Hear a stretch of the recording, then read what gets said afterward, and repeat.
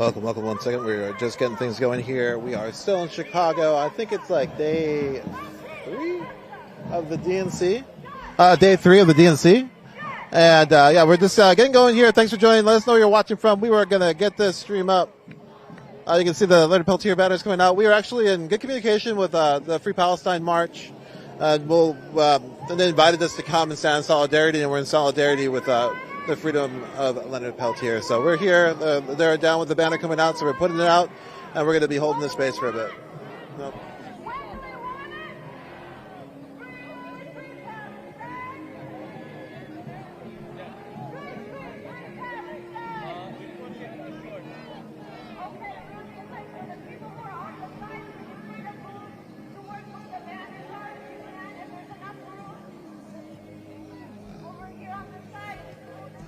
Yeah, there's also just a collection of people trolling through this space, so we're going to see how this goes.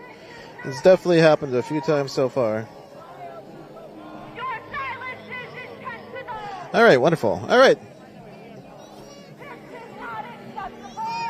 It looks like everything's working here. Again, we're live. We're currently in this rally.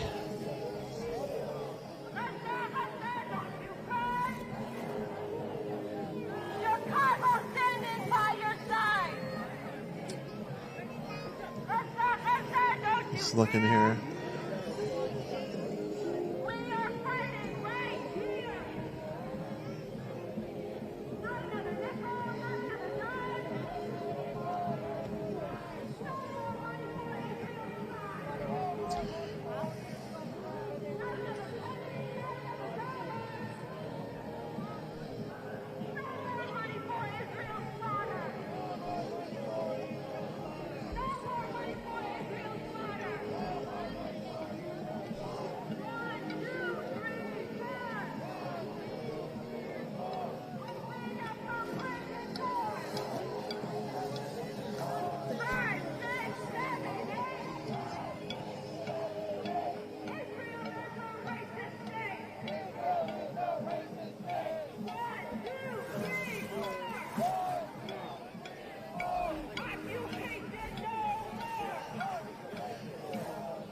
So again, you can see the Free Leonard Peltier banner.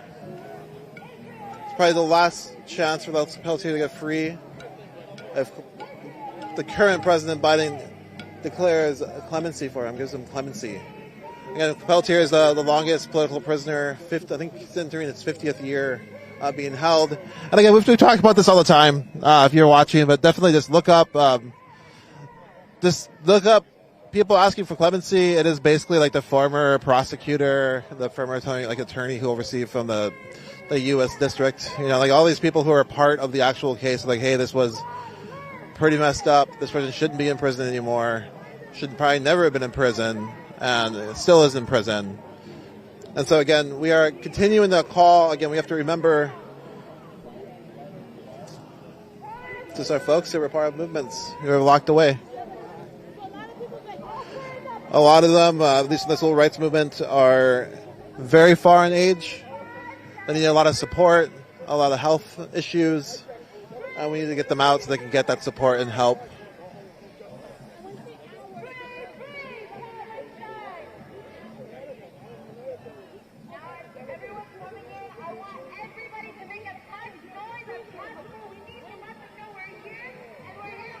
Excuse me 1 second, we're still going.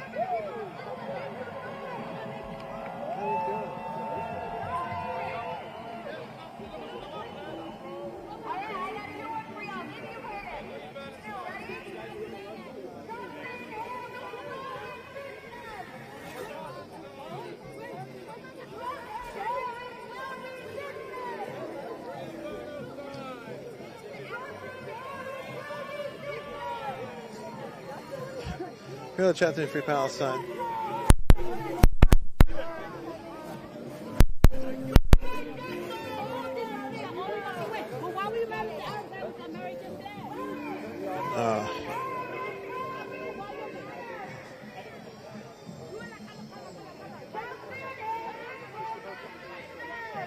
Again, we're just live. We're just holding this shot for a bit. Thanks for joining us.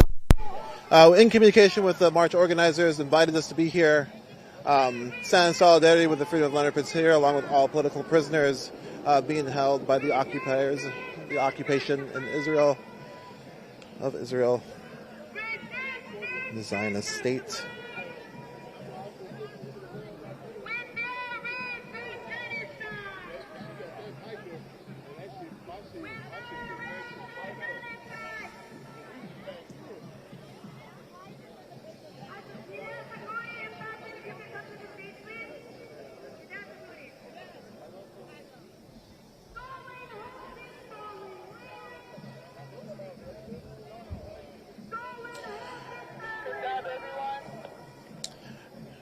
We are live in the No Peace for Genocide Enablers. Shut down the DNC demonstration on traditional homelands of the Council of the Three Fires, as well as the Ho-Chunk, Meskwaki, Sauk, Miami nations here in Chicago, Illinois.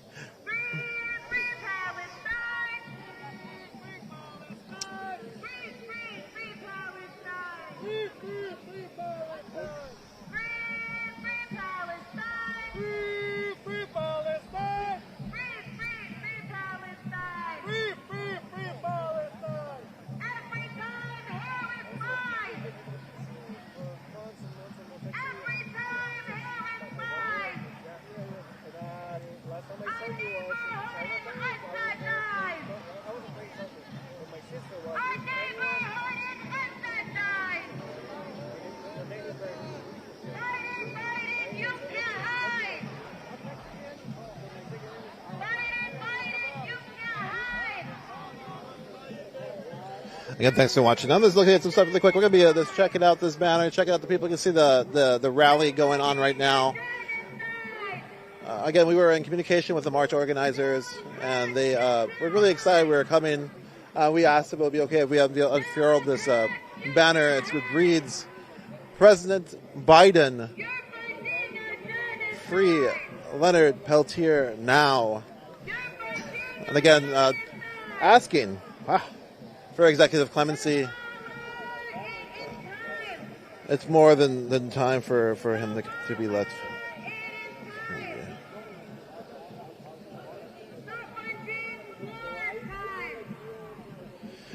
All right. So we are live again at the march on Jeepers Creepers. We're live in Chicago.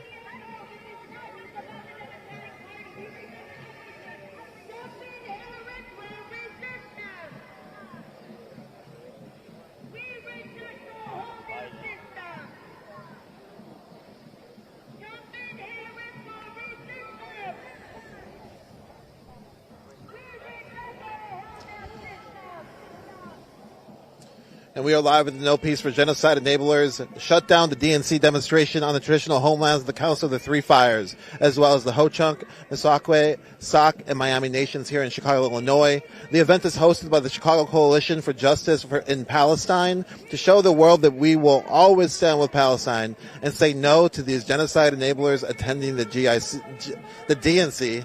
I'm going to the GNC.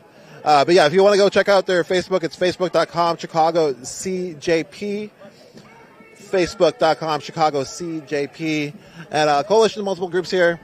We are live. Do you want to talk? Yeah. So here we are. This giant banner's out. We're at this rally. I guess how did this all come together, and what are we hoping here?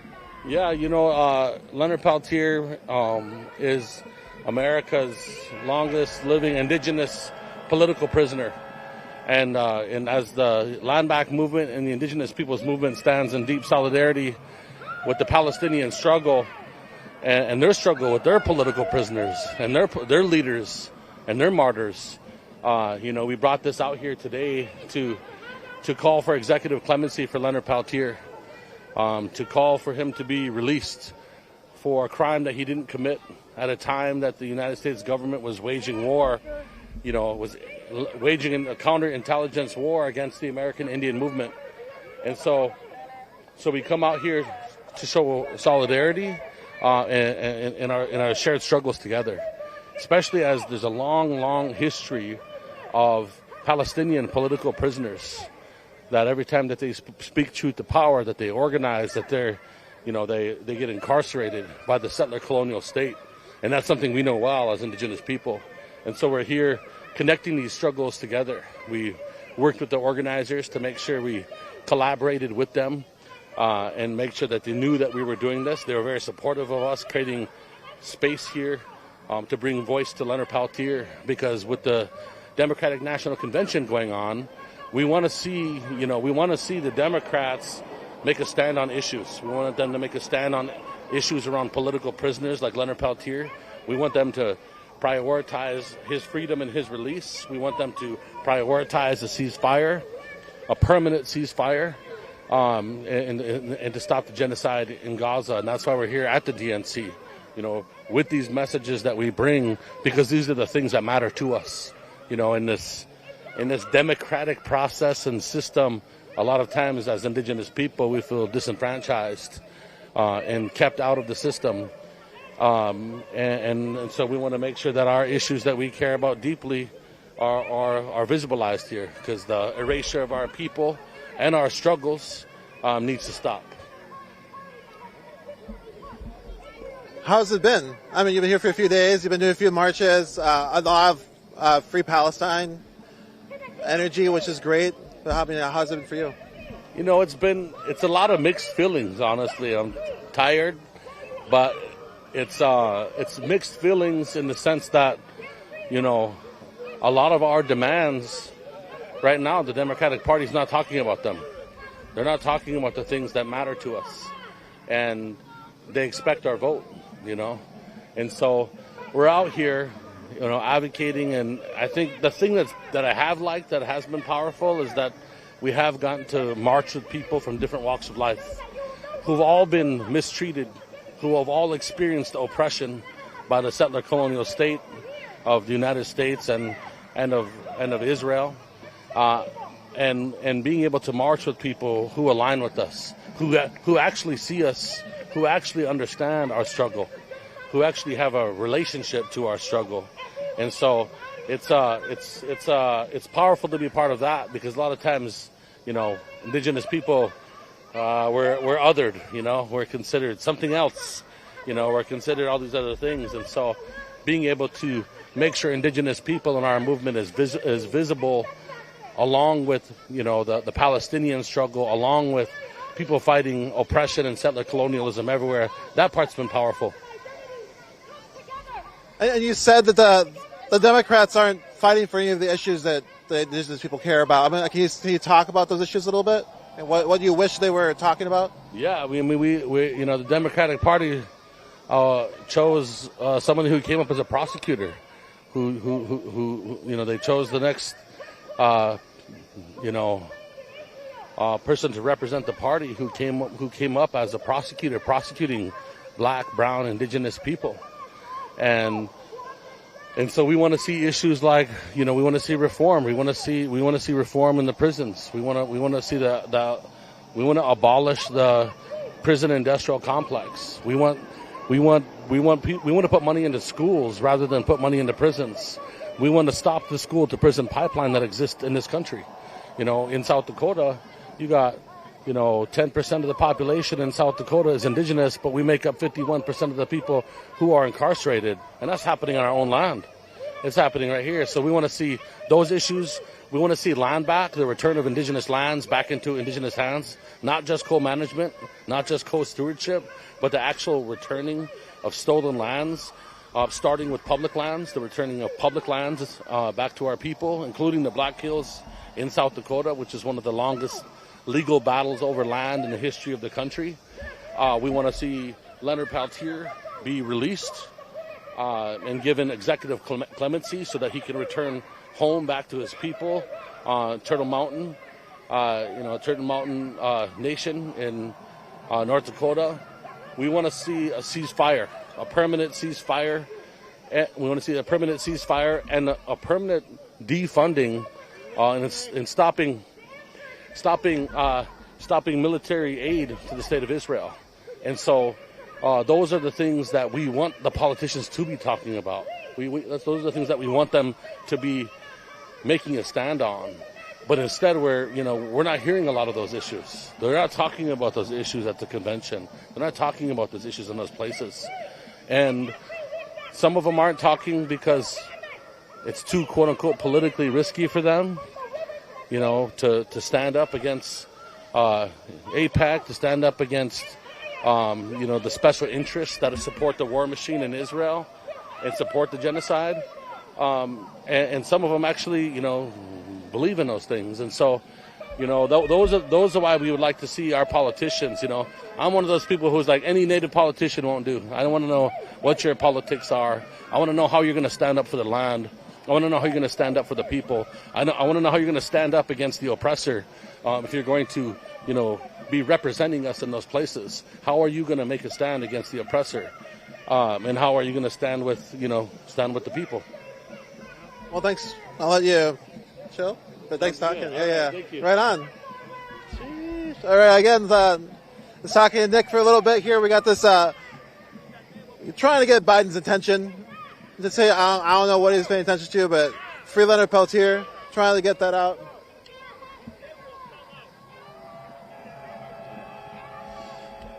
Anyways, let's, I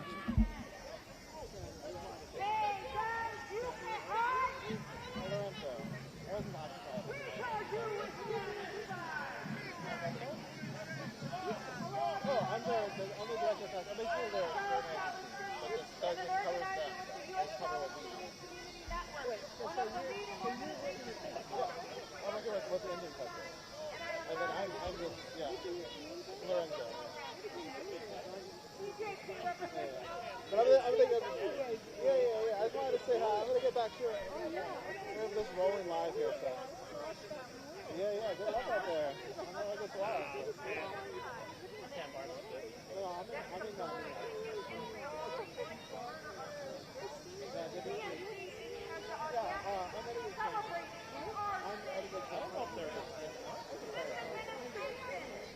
Anyway, just hold on. We're just checking in with really quick. Again, we have this banner out.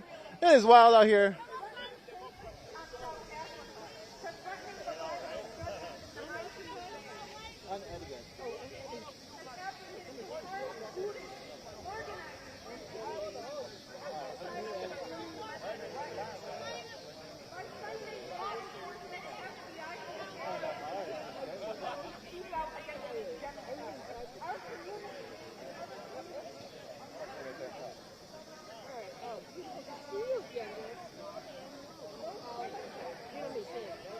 Take care.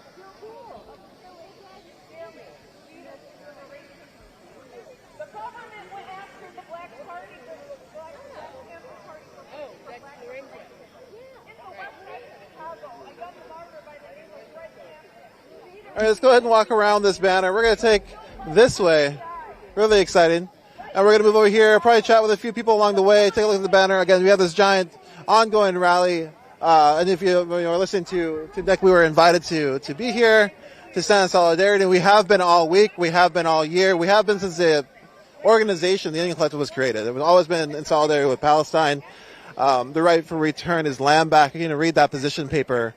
And you can just see what we've been saying already for years. Before, I guess, this happened, it was already happening. And we were already trying to say free Palestine. And we're still on it today.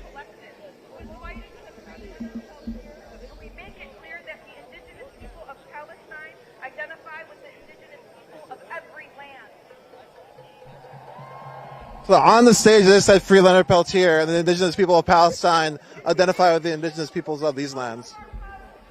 Political prisoners who are facing the most horrific torture in Israeli detention centers, including physical and sexual violence, all supported and funded by the Democratic Party. Shame!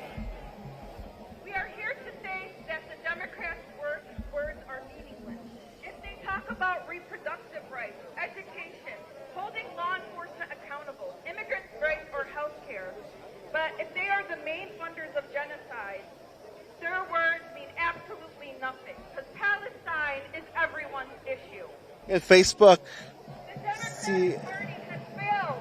JP. The Democratic Party has failed working and oppressed people at home while funding a genocide abroad. Wait a second, I apologize. Must face the mass movement here.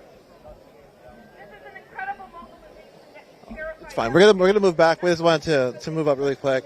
We're gonna see if we can try to interview a few people around the banner, and I was trying to.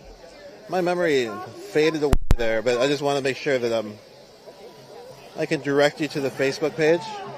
So facebook.com Chicago CJP, and if you want to watch the rally, it's live there. We're live on a different stream.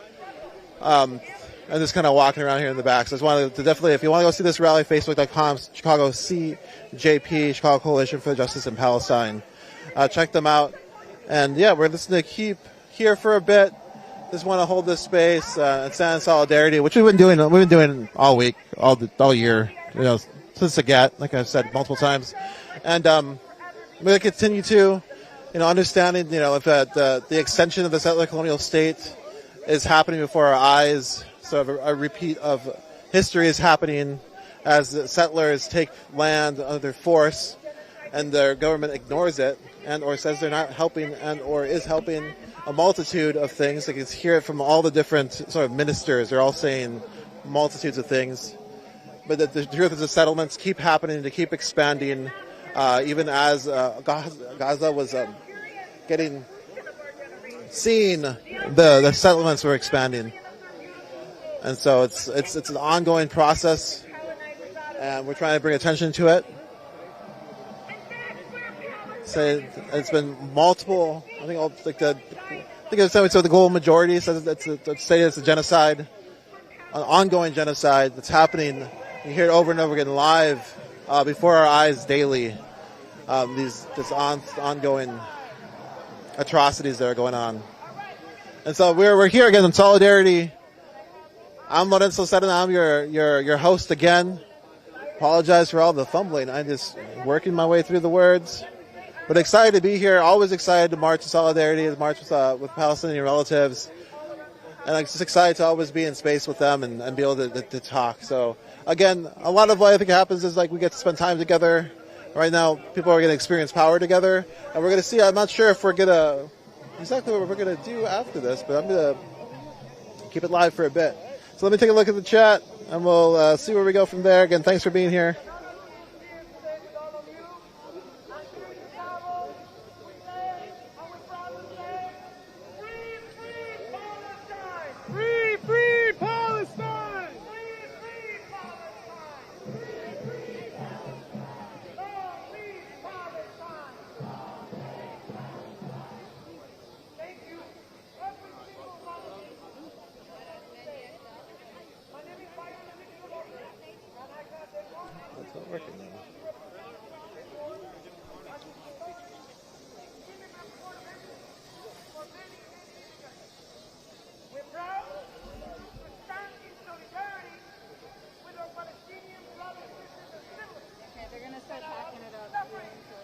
All right, so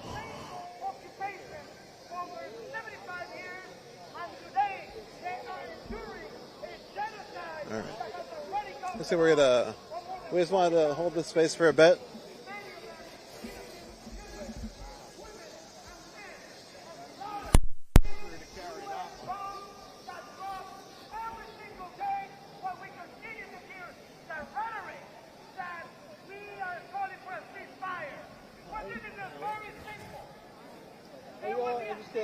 About why you're here?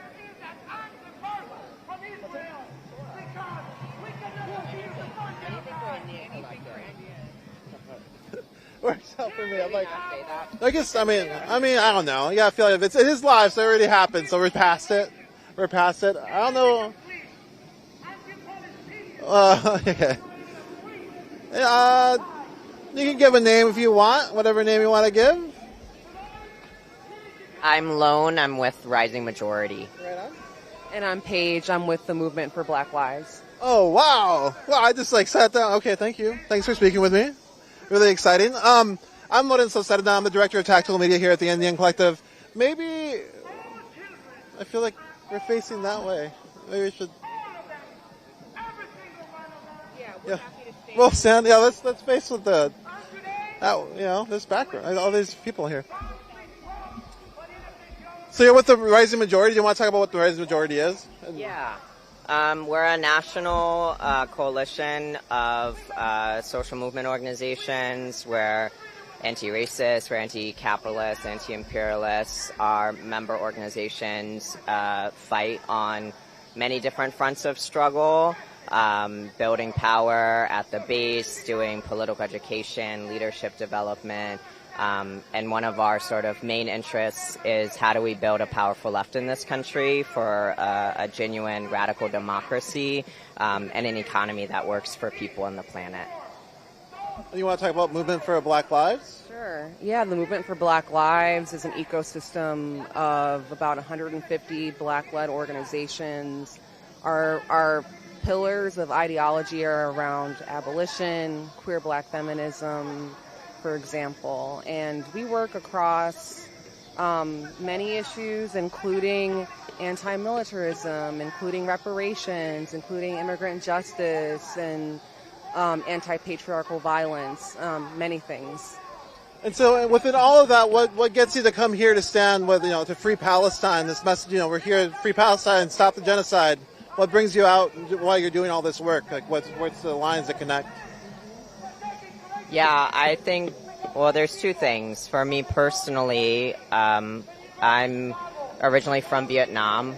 My family for centuries and decades survived colonialism and imperialism and war.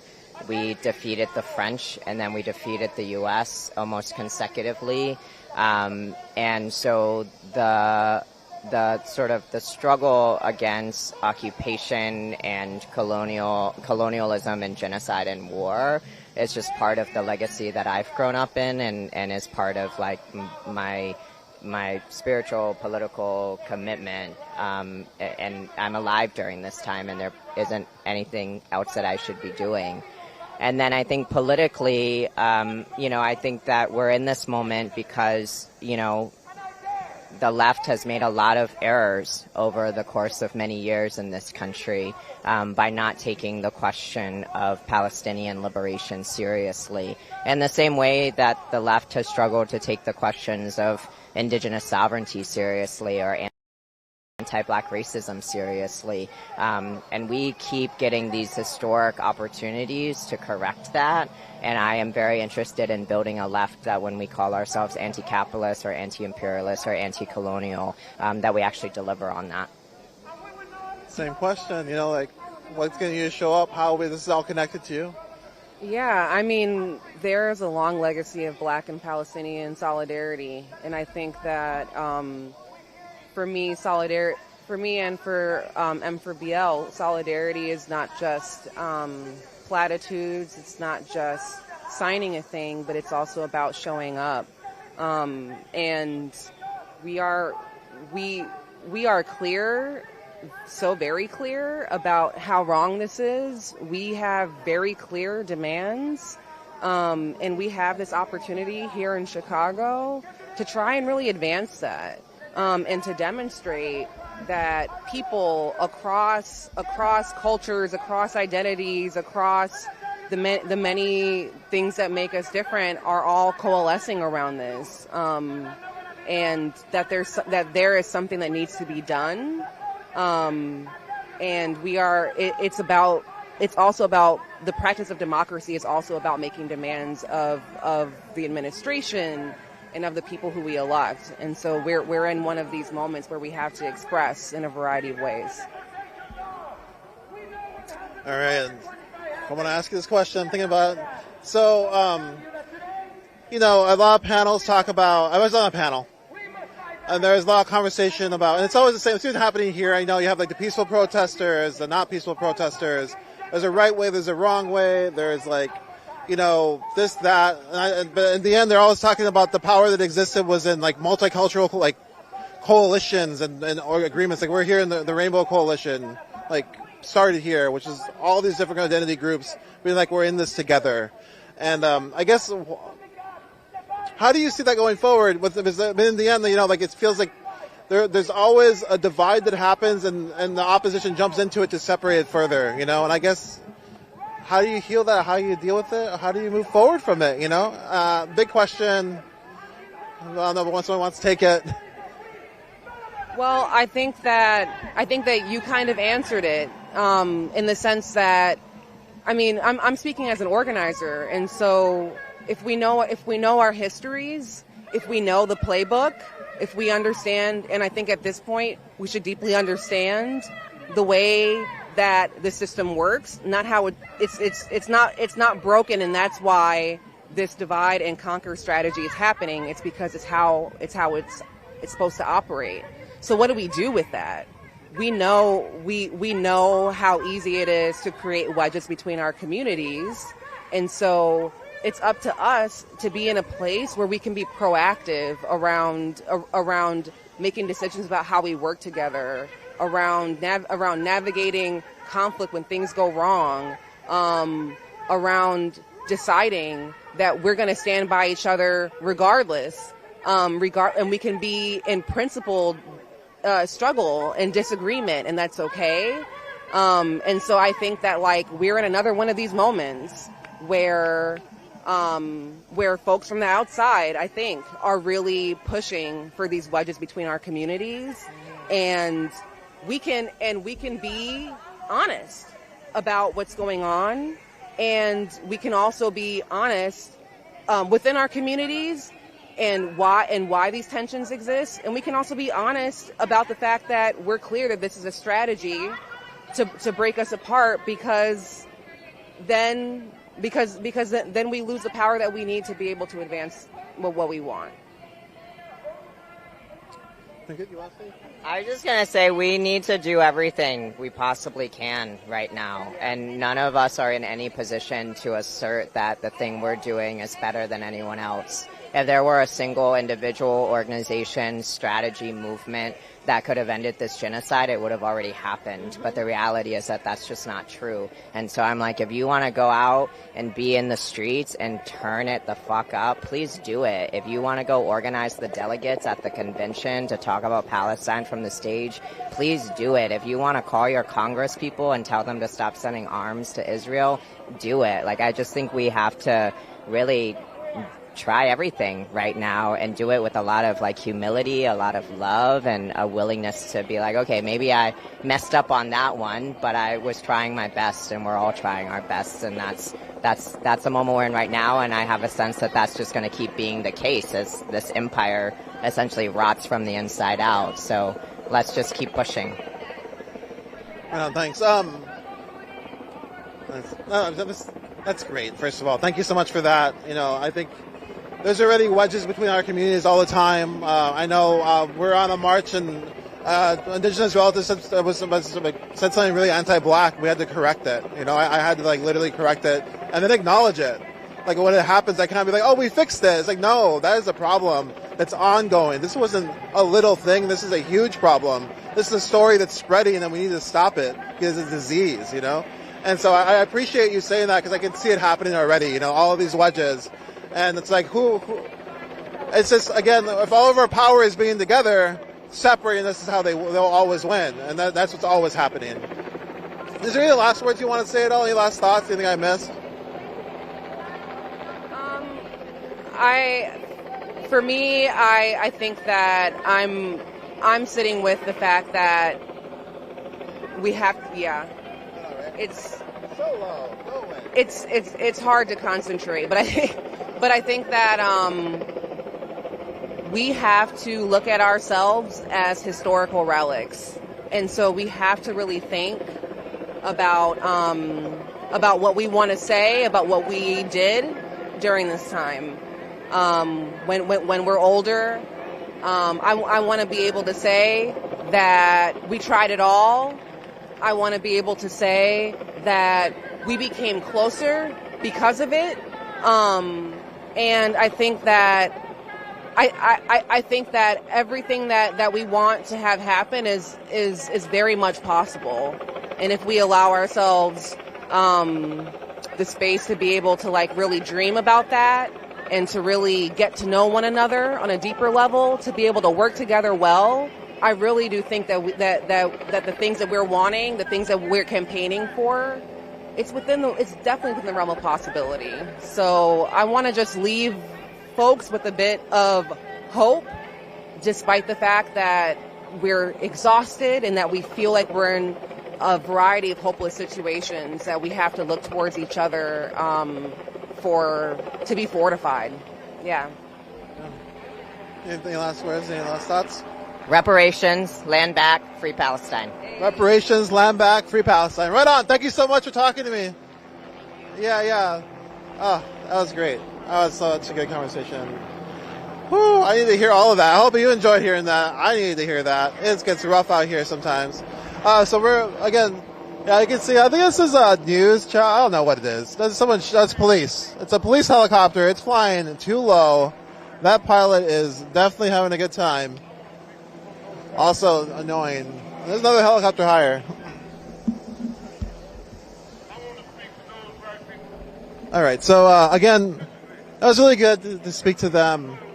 Definitely think about that a lot. Like, what is solidarity look like? Like, what is intersectionality look like? Really, like how do we actually make that work when people are different and do have different beliefs? But in the end, we all need liberation, and we're all sort of working in that way.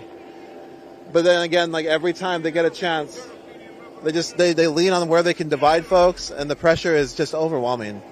There's so much put into that work on the opposite side to make sure people aren't working together and make sure that they're in opposition of some sort. And it's devastating. It's also effective. It has worked. We're talking about Standing Rock a lot. They were just really clearly in their own documents that were leaked, divide and conquer. Peaceful, not peaceful, Indian, not Indian, native, not native. They were just all over that, literally talking about that's where we're going to put pressure. That's what we're going to do. And they do it in a way too that's like, it's not even pressure directly sometimes on the people who are there. It's on their families. It's on their neighborhoods. It's on their, on just like their communities. And that's the pressure. Like once they start finding out like where folks are from, they start penalizing them. That's what it felt like at Standing Rock. They put that blockade on the road. They called it not a checkpoint. They called it an information point. Whatever, language is language. They played it.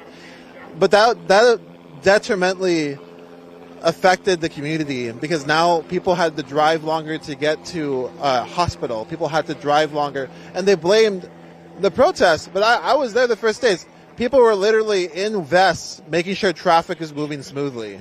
There was no, they kept saying there was all this chaos. It was literally like people are in conversation and people are making decisions and communicating and taking care of each other.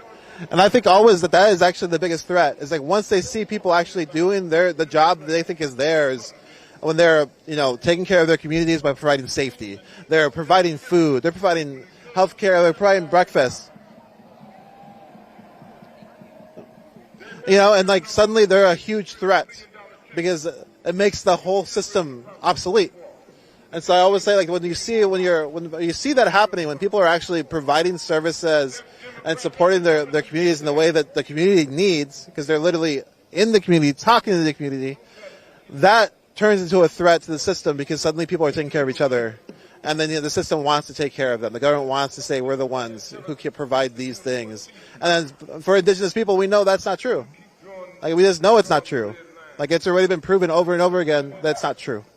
And so excited to be able to speak about that. Really excited to be here. Free Palestine, reparations, land back. I think that's a great way to really sum up all this. And we really believe it, and I know that all communities have had their collisions. We've all been in movements together at the same time, and when you're moving, you're going to collide. Movements collide with each other. They also collide with the states. They also collide with corporations. And sometimes we're colliding with each other, and we start figuring out how we can move through those spaces in better ways, and also acknowledge. You always hear about healing. I wasn't all day long healing. We're going to heal through this trauma. All of it, just a little. We're going to get through it. But it is a process. It's ongoing. The struggle is every day. And so we're going to walk in here a little bit.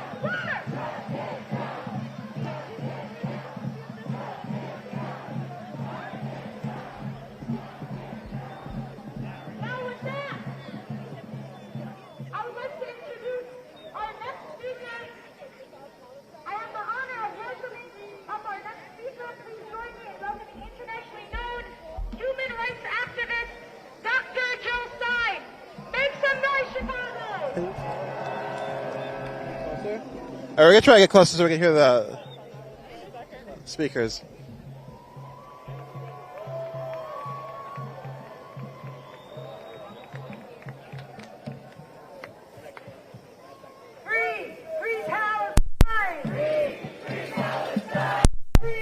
Everybody's moving closer. Free Palestine! Not another nickel, not another dime!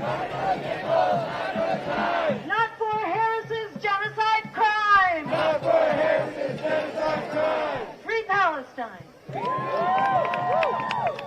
You are so beautiful! You are so strong! And together we are unstoppable! In this election, and in this historic moment, genocide is the moral imperative of our time. Thank you. Over 200,000 people killed, 2 million bombed, denied food, water, shelter, sanitation, medical care, hospitals, schools, universities destroyed, journalists murdered. Over 1,000 children have had leg amputations without anesthesia. That is barbaric. That is brutal. If you vote for genocide, you are consenting to genocide. If you vote for genocide, you are enabling genocide. Don't let them talk you, your friends, your neighbors, into genocide. Don't let them talk us out of our humanity. Voting against genocide is a moral imperative. It is a practical imperative because 500,000 lives are on the line from starvation right now, according to the UN. And there is polio and cholera and much more. Every vote against genocide is a shot across the bow of empire, announcing that empire's days are numbered, that the opposition is organized, and we are not going away. And it still, every vote, every act of support, every flyer, every phone call, every stand that we take, every demonstration builds the pressure for ceasefire and a weapons embargo starting now. As Frederick Douglass said, power concedes nothing without a demand. It never has and it never will. Our vote is our demand. Don't let them talk you out of it. Our vote is our power in our democracy, and if we don't use that power to vote for what we want, we are giving up that power and we are surrendering to what we don't want. Don't let that nonsense about the lesser evil take your attention off of what we must do.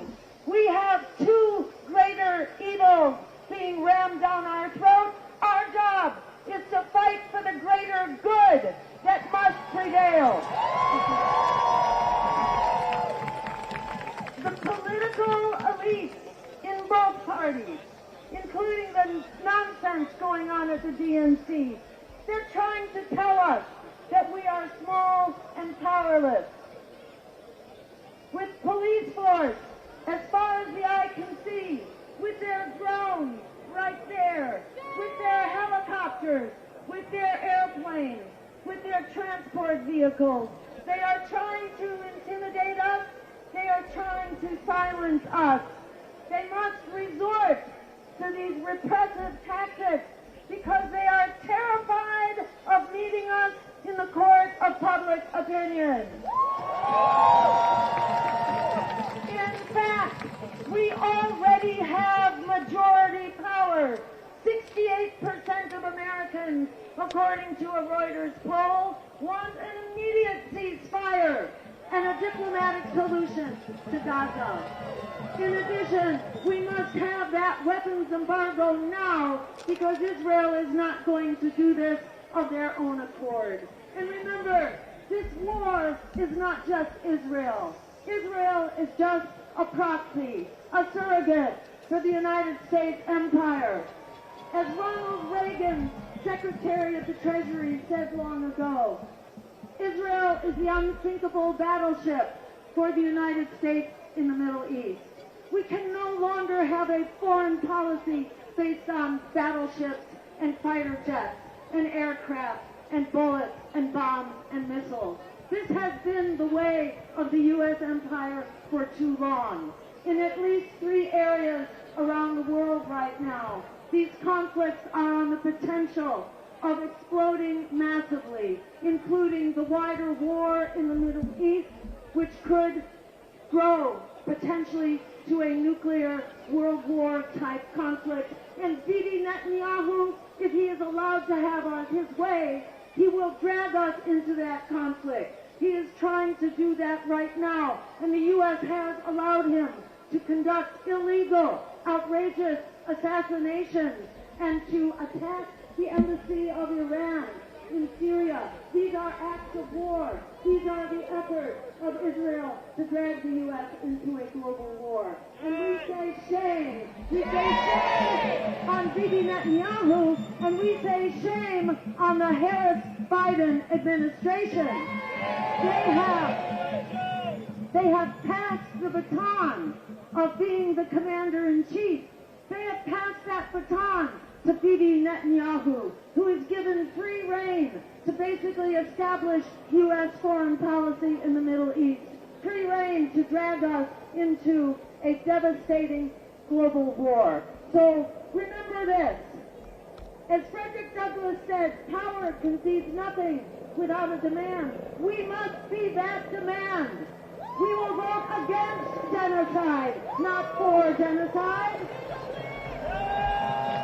1 in every 3 eligible voters did not vote in 2020 because they do not support the agenda of endless war, of the war machine, and of Wall Street, represented by both major political parties.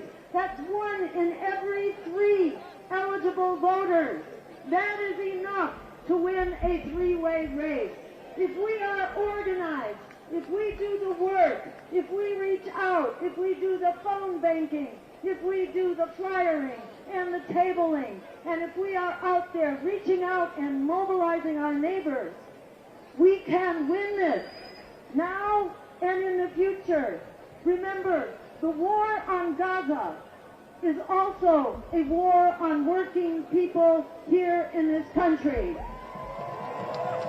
The American people are desperate and are hurting. This war is not only wreaking havoc on the world, the war and the war machine that it is the pinnacle of.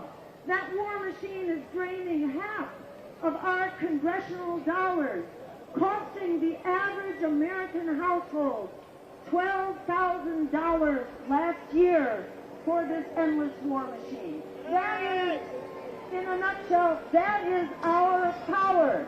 That is our power here to prevail politically, because we need health care, we need housing, we need to get out of debt, we need free public higher education, and we need to end genocide and the endless war now. So stand up, stand strong. Together we are unstoppable. Free Gaza! Free ourselves! We are in this together. Thank you so very much. Give it up one more time! We are unstoppable! We are unstoppable! Ooh. Liberation possible! Liberation possible!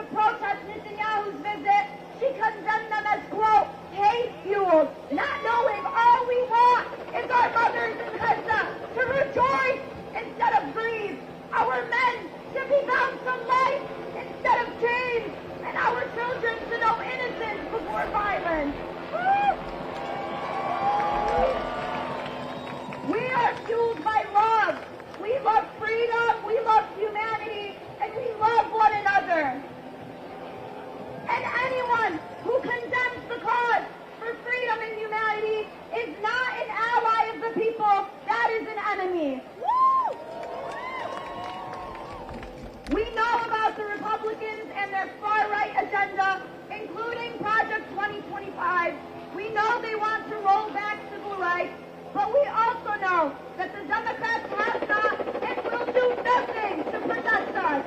The Democrats will talk about education for all and giving children the opportunity to bright futures, but have systematically closed schools in Chicago for decades and unconditionally funded the scholastic side in Gaza. They have happily supplied Stein with weapons to bomb every single university in Gaza to rubble, to target the lives of our scholars. They have forced our surviving peers to finish their education from 10. It was Democrats like Biden and Kamala that funded the settler states in systematically killing our student peers in Gaza and violently repressed us from protesting their deaths. Students for Justice in Palestine will continue to unwaveringly stand with our peers in Gaza when our so-called leaders respond to our encampments with violence instead of justice and action. Our movement doesn't falter, it only gets stronger. Because it's us, it is the students, it is the masses that move history. And the mass shifts in consciousness to support the Palestinian plight shows us that we are winning. So it is our responsibility as students entering this broken capitalist system to come together and start building the future we all desperately need. They are not our saviors, we are. Without solutions, without an actual left political project, things will keep getting worse and politics will keep shifting right. If Republicans or Democrats want to initiate mass deportations, we need to stop them by saying that we won't let you deport our neighbors. If they want to take away our rights, we need to keep showing up in the streets. And as they continue this genocide in Palestine, we know that our duty is what our duty is, and it is not unconditional support for a party that does nothing for us. The rights that we have today, we run in the streets, and we will continue to hit these streets to win our inevitable and collective liberation. And the new Democratic Party will not stop us. All right, so we're going to move over here. It looks like the police helicopter is hanging out around a bunch of police. So we're going to go see what's going on really quick. Again, this rally is ongoing. I'm pretty sure... Oh, let's see what happens. Well, this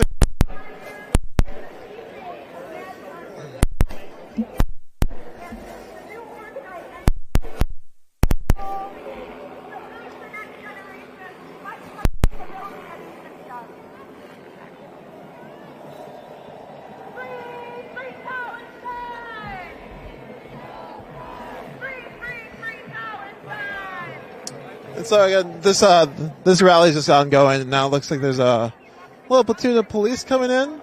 We're going to get a little closer, see what they're having on them. You can see people are coming over to check out what's going on.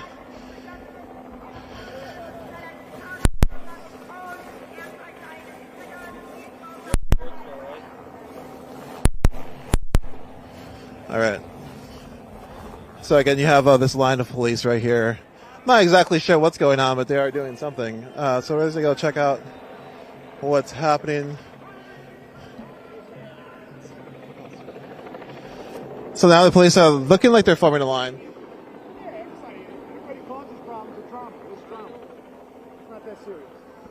Yeah, so the police are leaving. This officer is the Bureau of Counterterrorism. Just walked through.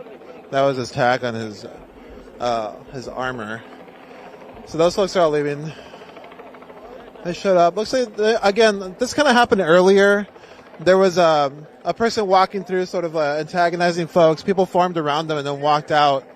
Tried to walk them out. There was a little bit of a back and forth. The police came in, tried to separate the two folks. But I noticed that when they came in, they brought in a platoon to show they were there, of like a group of police. I shouldn't call them a platoon. A group of police. And then another group of police came up behind them across the street, and this showed their presence. And so it's possible there's like showing, hey, we're all over, and there's like coming out, and then they leave.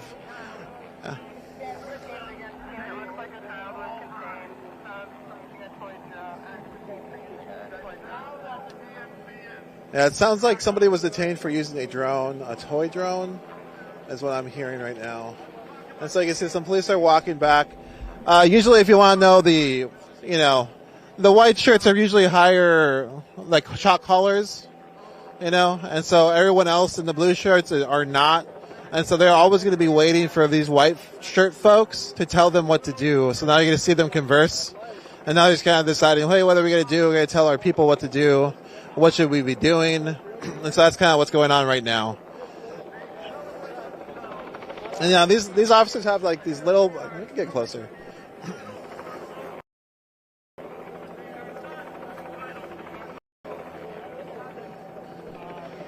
So you got the officer with the camera. Again, I always love to point them out. They literally have a police officer whose whole job is to film what's going on.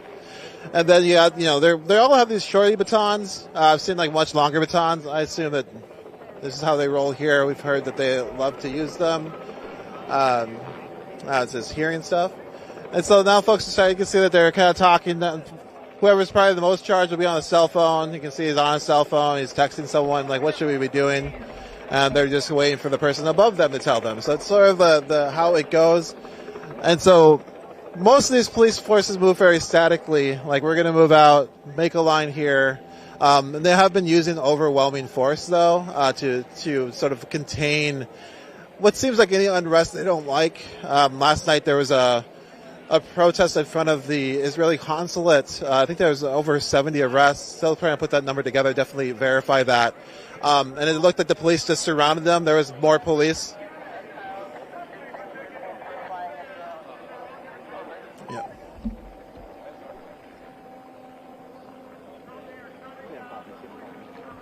Yeah, so it looks like there's a child who's being detained for flying a drone. I'm not sure exactly where that's happening. That's the reports I'm getting in right now. That's what sort of brought this in. Somebody was flying a drone. It looks like it was a child. They've been detained for flying a drone. I don't see the child where it happened. It's just the information I'm getting right now. But again, so they're all sitting here. You got this guy who has a notebook in his back pocket. Just all the words are facing out. That's not great. I don't know. Anyways, I can't see what it says, but it's kind of funny.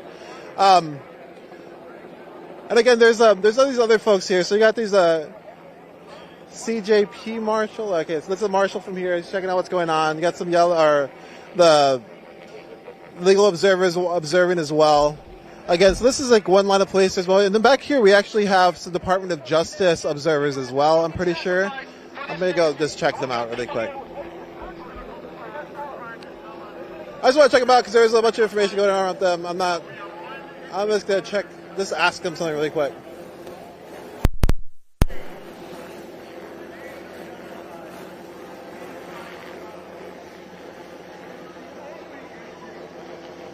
Hello.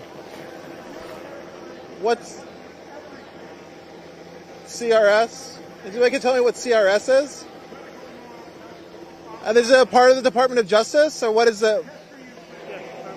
Yeah, and what is the work that you all do? Like, you act as like, can anyone speak to tell folks like who you are? You can just tell who you are and leave. I'm not trying to get you. Department of Justice Community Relations Service, and I would refer to you to our public affairs specialist. Okay, that person is a public affairs specialist here at all? No, in Washington, D.C. Okay, yeah, I think you can make hard. Anyways, they come out, they act as like a group is trying to communicate between the law enforcement officers and also the protesters to ensure they're staying, like, informing them of who's staying within their rights or not. So they try to act as a middle ground. They show up to a lot of mobilizations, mostly when there's massive unrest. Thanks, I'll just tell them. A massive unrest. And so I know that there was like a thing that happened where like, oh, this group's here, we don't know who they are. They have a website. Literally, I've seen these folks show up all the time. They've never been that rude to me. Well, not rude. They just didn't want to talk. Nobody had the authority to talk. Sorry, hierarchy. Anyway, so like a lot of people try to talk to like the officers. They have a public relations specialist, and that's just the way that they make it so they don't have to talk to anyone. I mean, you can spokespeople. And so that's why when you're like yelling at the police, sometimes they're sitting there saying stoically because they're not supposed to do anything. They're just supposed to do what they're supposed to do in that moment, So like, do what you want, yell at them or whatever. They're not going to respond. If you do want to try to get a response, though, usually you go up to the higher rank folks, but then they're going to tell you to go find the community relations specialist or their community whatever, and they're usually not around. Like what just happened right now is pretty much what happens every time you try to talk to law enforcement when they don't want to be talking, and then as soon as they're done, they have to have a press conference. They'll bring those folks out, and then sometimes they do. I mean, I've witnessed times where they have people who have come up to like live streams that I've been managing and be like, "Can we make announcements on your live stream so we can actually talk to the people?" And I know that at that time we did do that. We let them talk because we're interested, or at that time still am. Love information. People deserve information. People deserve who people are, what they're doing, what their ideas are. It doesn't mean that I am advocating for them. It's just a reality of what's going on. Like sort of like how people are trying to manage protests, how people are trying to manage, or how this is trying to manage protests, and also with information from other people. So it looks like there's another press of police. It looks like they're trying to separate this guy again. It's come in multiple times. And again, here we go. The police are marching these people. There's this giant conversation about right now, probably on the internet, about how they're trying to do this, trying to do that. I think that the idea is that they, in their head at least, are trying to create a safe environment, and so they're separating people who they might think are going to antagonize each other. And so again, and a lot of these agitators, they're walking around with film crews. If you see somebody who's coming in and trolling you, you're being filmed. They have their own special audience. They're trying to get to donate to their feed, so they go and do shit. Apologies. And so that's a lot of the times that's what's going on, right? You go to an event, somebody comes in, and they're literally just trying to make film things so they can cut them out. So I would assume there'll be a lot of really short clips on the internet that will be very just oh my gosh, I'm so angry that happened. But they're all going to be this no beginning, no end. It's just something in the middle that was the exact clip they were looking for. And so again, those folks, they talked to us earlier. Again, it was just a conversation. I don't remember what group they're part of an organization for sure. So and they're filming the interactions, and I'm assuming all that will be cleverly edited on their web pages to show how awesome they are. This is a live stream. As you notice, I've messed up a bunch of times because it's live, and this is just trying to show you what's happening unedited, so you can make your own decisions. Obviously, I have my point of view. I'm sharing. The organization has words that we want to make sure people understand of who we are. But at the end of the day, this is just coming to you live, and right now we're in this Free Palestine rally.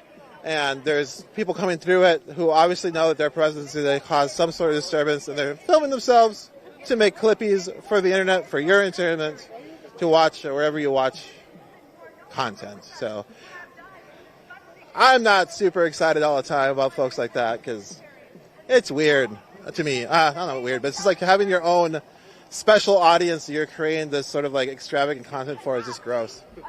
So yeah, this is disgusting. And annoying. I just wish people would just... He just took away what this is supposed to be about. Okay, 1 second. Okay, we're going to take this down for 1 second. We'll be right back. We'll be right back.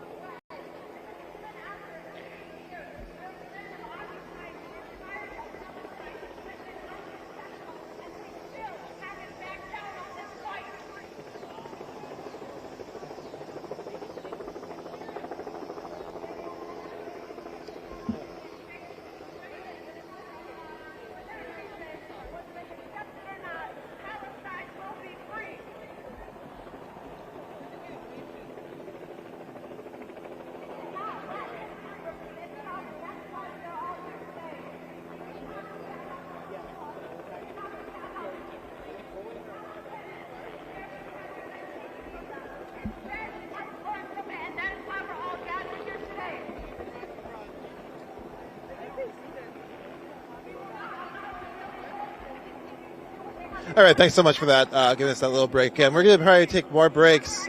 We're going to be changing out batteries at times, and also just going to need to get water. So it looks like, we're still here. It's ongoing. If you do want to watch this rally, you can go to Chicago CJP.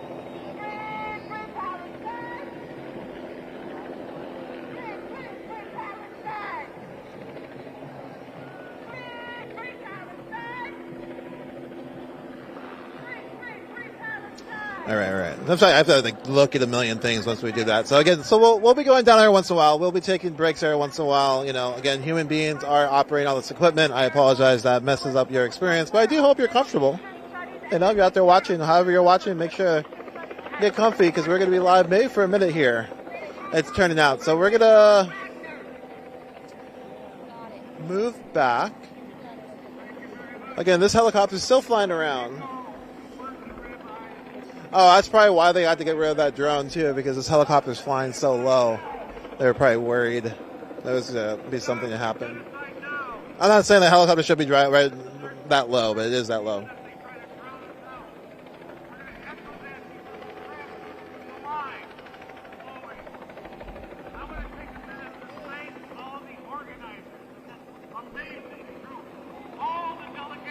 Going to move to the banners, get ready to go. I'm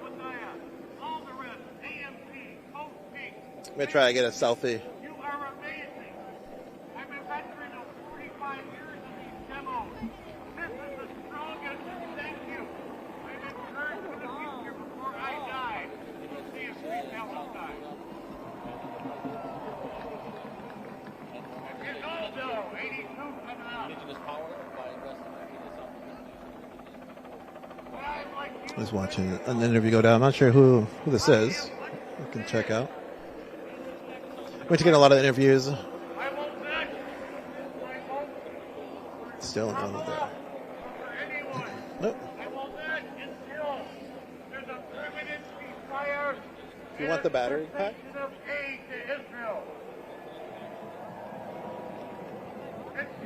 Excuse 1 second.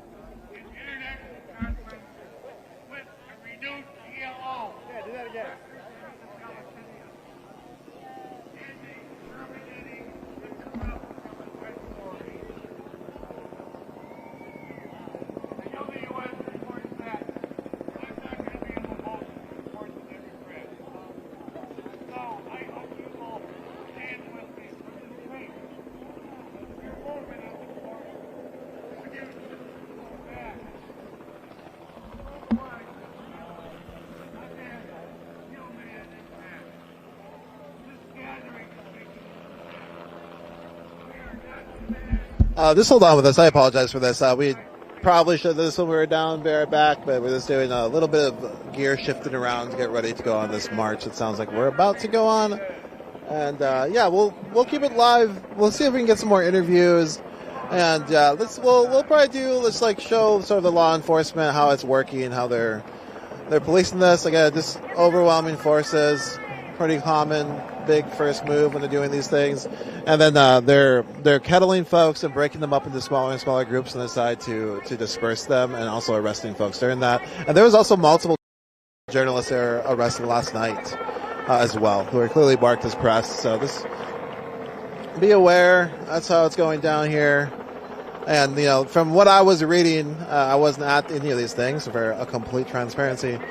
Just following other journalists, that people are being told to disperse while they're surrounded by police, which again happens all the time. It's like they're going through the kind of order of things they're supposed to say, but they just need to say it. You know, they're like literally just have to say it, but they're not even providing exits for folks, from my understanding.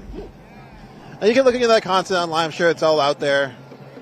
There's lots of stuff going on. There's stuff that just kind of pops off at night. There's multiple disruptions last night of different DNC events.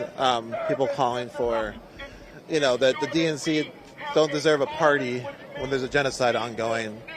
And you can see this, you know, even as this is going, the genocide's ongoing. You know, as people are out here trying to bring attention to it, trying to get it to stop, it's ongoing.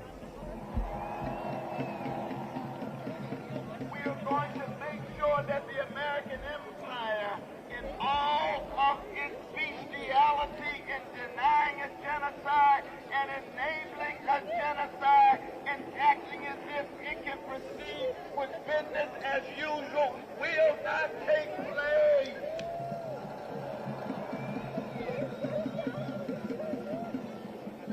And each and every one of us has to make a decision inside our own hearts and minds and souls.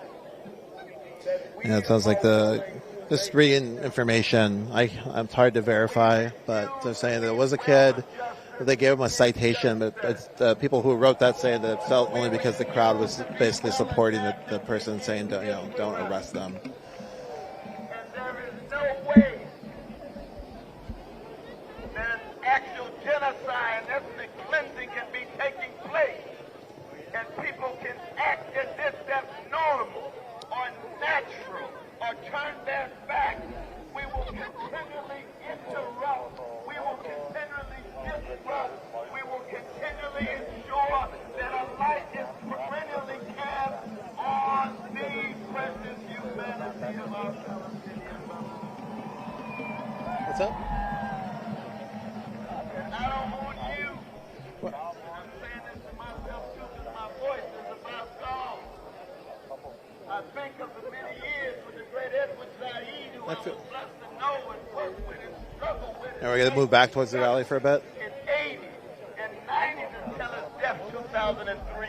And here it is, 2023, and we're still raising the same questions, but the difference is there's a new day when it comes to the struggle against Israeli terrorism, Israeli apartheid, Palestinian, Israeli. I think we're too far back probably to be able to hear anything. It is a new day when Edward Said and our dear brother Noam Chomsky and Ekwit Iqbal and so many other freedom fighters in the 70s and 80s raised our voices. We felt as if we were so isolated and all by ourselves.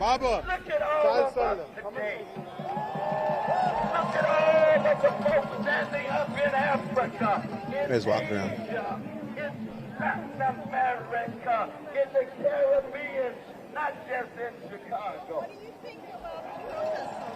It's a new day, and it's also the ending of a decaying American empire that thinks that organized greed and weaponized hatred and brutalized indifference to the vulnerable, be they poor people in America, be they folk wrestling with mass incarceration, be they workers who have to struggle 62 positions, wrestling with paycheck to paycheck every month. 40% of children who are black and brown and indigenous living in poverty in the richest nation of the history of the world. That's a crime against humanity. But the crime of genocide is even worse. And we have to be able to make the connection. So our critique of the American empire, our critique of predatory capitalism, our critique of white supremacy, our critique of male supremacy, our critique of any hatred of anybody, be it Arabs and Muslims, be it Jews or black people, be it gays or lesbians, be it anybody who is made in the image of the God as myself as a revolutionary Christian, coming out of the legacy of Martin Luther King Jr. and Fannie Lou Hamer and Dorothy Day, and I can go on and on and on.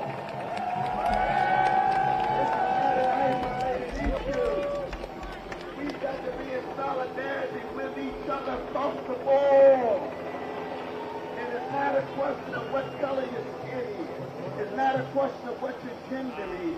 It's not a question of what your sexual orientation. It's not a question of your national identity. It's a question of what kind of human being are you going to choose to be?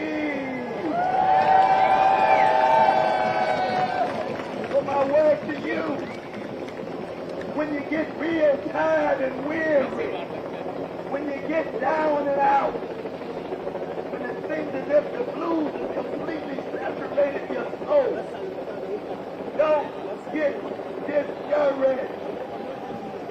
Stay encouraged. Be of great courage. And always know. Always know. That those who will try to divide and conquer are more and more shaking in their boots because they know it's a new day in terms of the awakening of Franz Fanon called the wretched of the earth. It is a new day. Don't forget that. Let us forever.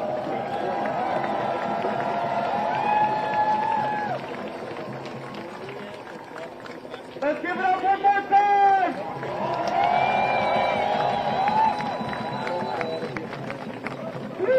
Free Palestine! Free Palestine! Free Palestine! Free Palestine! Hello, my name is Ali, and I'm a member of Jasur and the Al Nahda Center, and I'm a Yemeni American. What I see in front of me now is a family, and every single one of you in the crowd, my brother and sister. But I'm angry. I'm angry that even after 10 whole months of watching Palestinians getting butchered, we don't even have a ceasefire. I'm frustrated with the West's selective and racist outrage.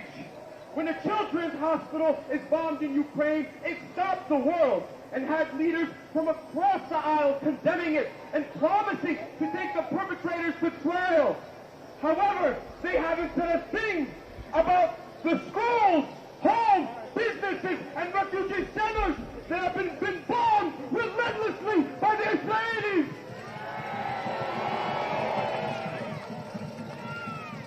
There should not be a second of normalcy. Your presence in this very space is the manifestation of the power of this movement. You come to these rallies leaving educated, and the burden of responsibility is now yours to carry as well. As a part of this community, you have to go back to your very homes and educate those closest to you to break them out of this cycle of normalcy that the Democrats and the whole system reinforce with the pageantry of the DNC. You all coming together to rally, form all these different beautiful walks of life. First, this family that you're standing in, a microcosm of the movement. But like a family, do you even know the names of your siblings?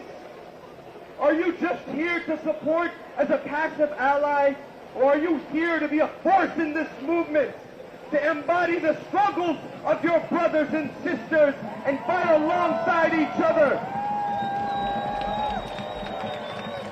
Everyone around here has a role in this community, from those chanting along, amplifying the souls of the voices around us, to those holding the banners which create the line for us to march behind, the yellow and orange vests, putting their bodies between us and the police, to the people on the mic straining their voices so our voices can be heard.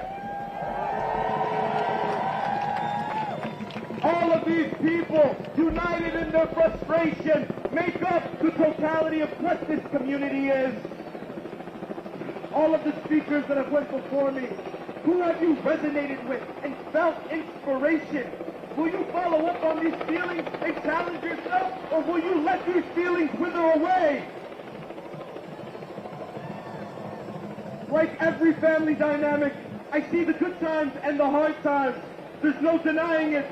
But I also see the willingness and capacity of love for each other is infinite, which is something that no one can take from this family. If we can continue working within this community, we can create change. The next person I'm introducing is someone who is a part of this family of ours and has been doing the work to push for change within communities. Representing a movement of Chicanx, Latinx people, standing for justice and standing up for Palestine. Please help us welcome Daniela with the International.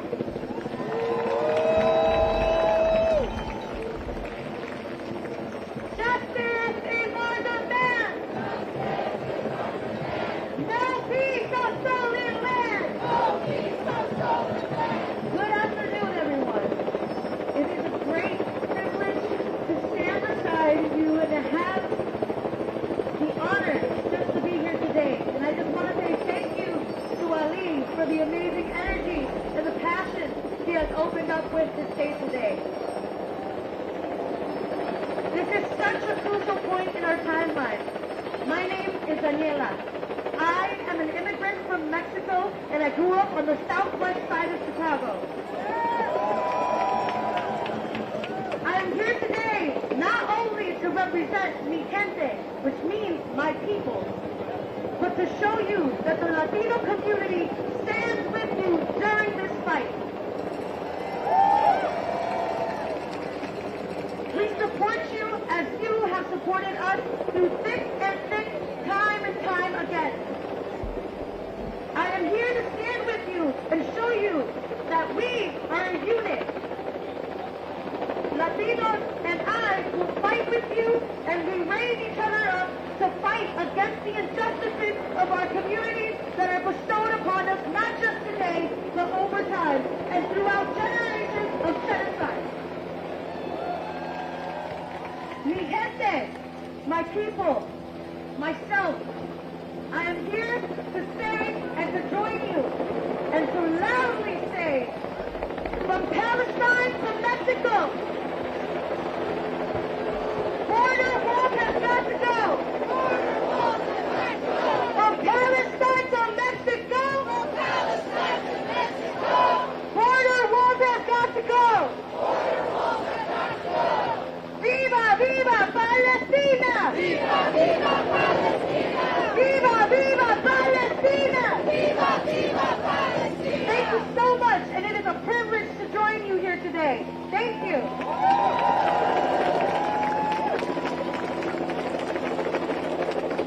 One more time! The people united will never be defeated! The people united will never be defeated! The people united will never be defeated! The people united will never be defeated! Okay, and now, to quell our souls spiritually and to ground us, I want to introduce Sheikh Suleiman from Al Nahda Center to lead us in dua and prayer.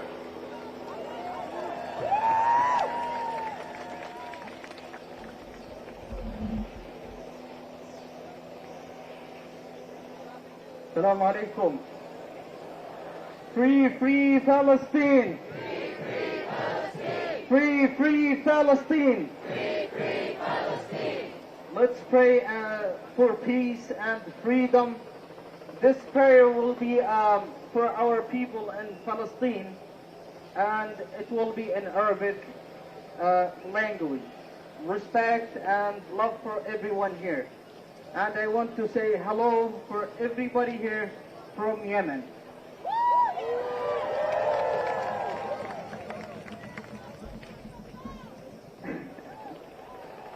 السلام عليكم. تحية لكم جميعا وحياكم الله وأحسنتم على هذه الوقفة الطيبة.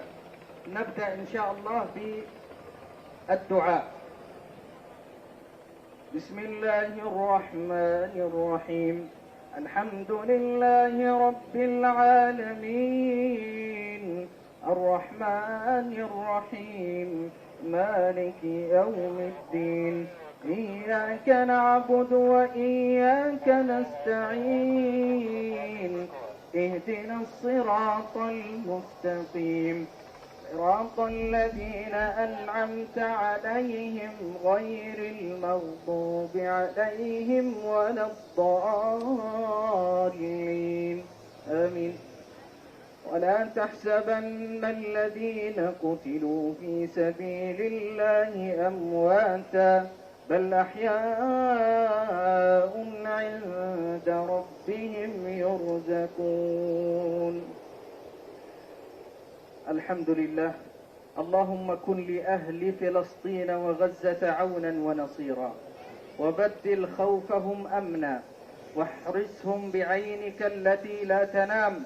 اللهم إنا لا نملك إلا الدعاء وما استطعنا، فيا رب لا ترد لنا دعاء ولا تخيب لنا رجاء وأنت أرحم الراحمين. اللهم يا من لا يهزم جنده ولا يخلف وعده ولا إله غيره، كن لأهل غزة عونا ونصيرا ومعينا وظهيرا.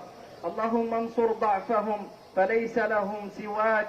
اللهم اجعل لأهل غزة النصرة والعزة والغلبة والقوة والهيبة يا رب العالمين. اللهم احفظ أرواحهم وأبناءهم من كل من أراد بهم السوء. اللهم انصرهم على من عاداهم وشد بأسهم وثبت الأرض من تحت أقدامهم. اللهم ارحم شهداءهم، اللهم ارحم شهداءهم واغفر لهم واسكنهم في عليين يا رب العالمين. اللهم اجعل لأهل فلسطين وغزة النصرة والغلبة يا رب العالمين. اللهم انصر أهل غزة وفلسطين يا أرحم الراحمين. اللهم اجبر كسرهم واشف مرضاهم وتقبل شهداءهم برحمتك يا أرحم الراحمين. اللهم عليك بالطغاة الظالمين، شتت شملهم واجعل الدائرة عليهم. اللهم إنا ندرأك في نحورهم ونعوذ بك من شرورهم. عليك بالصهاينة الظالمين المغتصبين يا رب العالمين. اللهم أنزل علينا بردا وسلاما من عندك يا رب العالمين. وصل اللهم وسلم على نبينا محمد وعلى آله وصحبه أجمعين.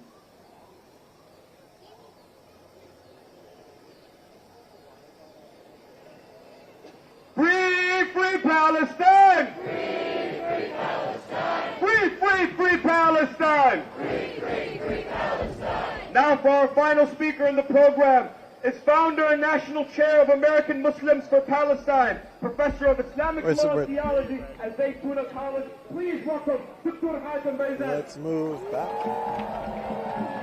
We're going to head back to our banner and get ready for March. I want to say a few words, and these are the words that we need to remember.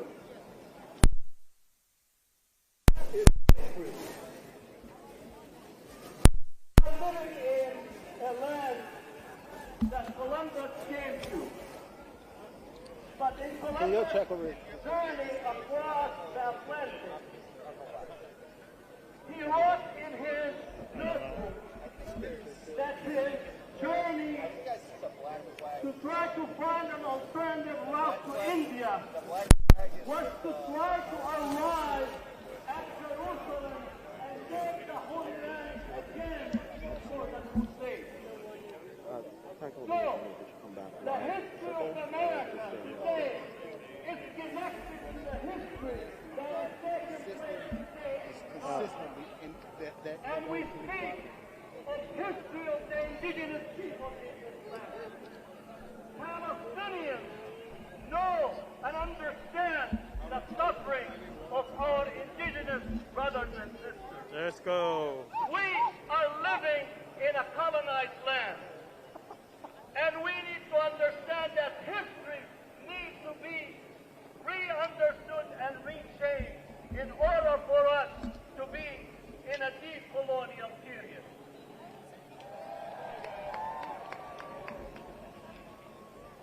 Second part of history, we are living in a land that caused the genocide of the indigenous people to bring the enslaved. All right, everybody.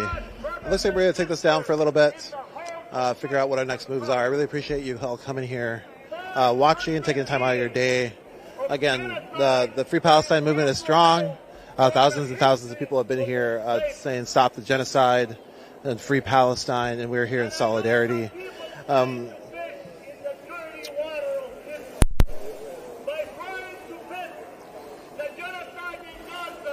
Again, we are live at the No Genocide Enablers shut down the DNC demonstration on the traditional homelands of the Council of the Three Fires, as well as the Ho-Chunk, Meskwaki, Sauk, and Miami Nations in Chicago, Illinois.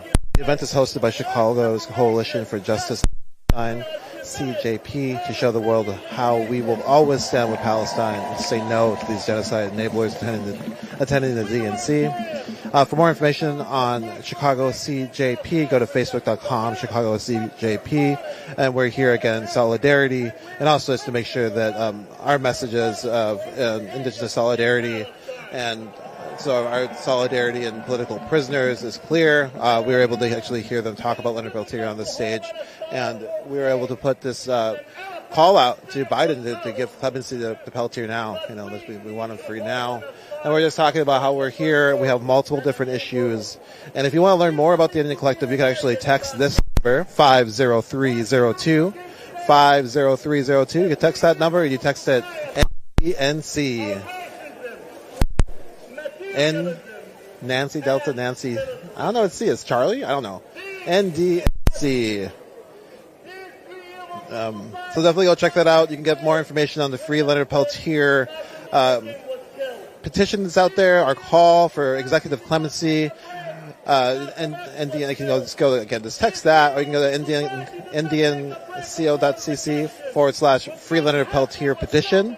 You can also go to the website, free Leonard Peltier.com. It's in the, and we'll share them out. You can follow us, check back in the comments. I can't share them right now. But again, if you want to get those instant updates there, you want to learn more about our campaign priorities, policy initiatives, and organizing efforts at NDN, please text NDNC to 50302. Again, NDNC at 50302.